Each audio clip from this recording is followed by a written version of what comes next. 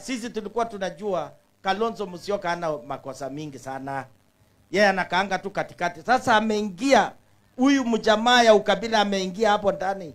Ameanza tabia ingine ya kusema expert. Mmesikia maneno ya expert nyinyi? Yeye alianza kwa kusema hivi. Tulipokuja hapa Kitui kanisani, akaambia Wakamba, nyinyi hamkuwa mnastahili kupatiwa hata chairman. Ati nyinyi hamna shares. Na anasema hivyo mbunge wenu amechakuliwa kwa chama ya UDA. Sasa hiyo tabia ambaye na tulikuwa hapa Kitui na huyu mjumbe anajua. Mimi nauliza nyinyi, huyo ni mtu nyinyi mnaweza kusikia yeye kwa mkutano? Huyo ni mtu ambaye anaweza kuingia kikundi chochote?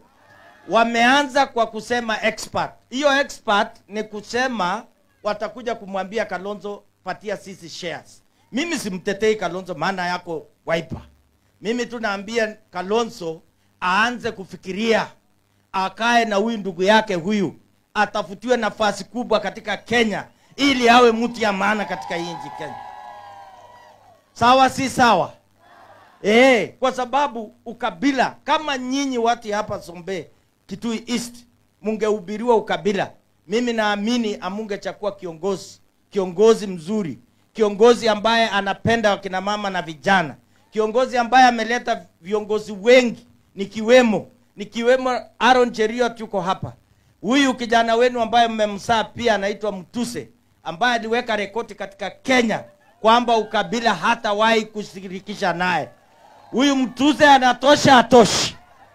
Mumeona Kawaya hapa, mumeona mtu kutoka Mombasa. Hawa viongozi ni wa kesho. Na sisi tunasema kama inawezekana kulea viongozi bila ukabila, hiyo ndio maneno viongozi wao wamekuja. Na tumekuja leo, wamama watafaulu. Watafaulu hawatafaulu? Wamama hapa Sombe wataenda mbele, wafanane na wengine. Wale wanapinga hii empowerment ya kina mama, nyinyi wa mama ya sehemu hii mnawaambia namna gani? Shetani afanye nini?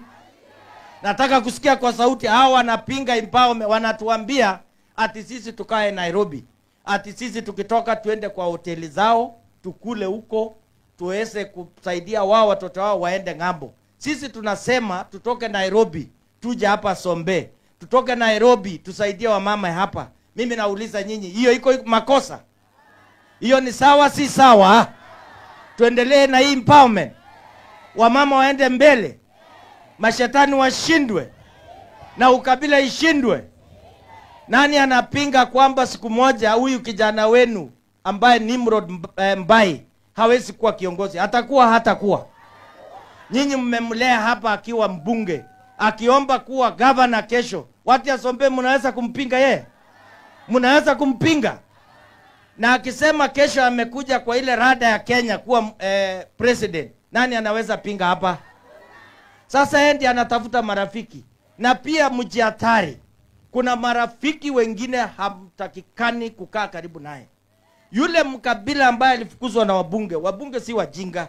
Members of parliament are not foolish the way he calls them foolish.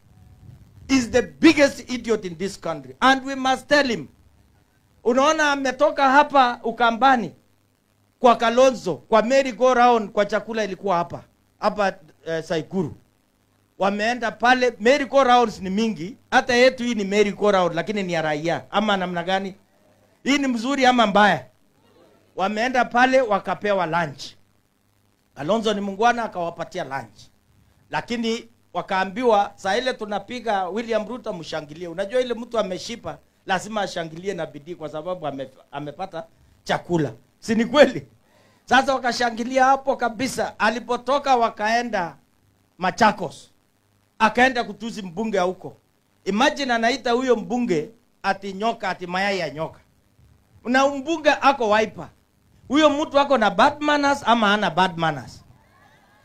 Sasa huyo ndio ile kundi mnasikia wameenda mpaka Tanzania. Ni kundi hiyo moja tu. Wanataka kuleta matatizo. Nyinyi watu hapa Sombe, nyinyi majirani ambaye mnakaa hapa, amani ni kitu mzuri ama mbaya? Mtatuza amani? Hebu nisikie kwa vigelegele, amani ni mzuri sio?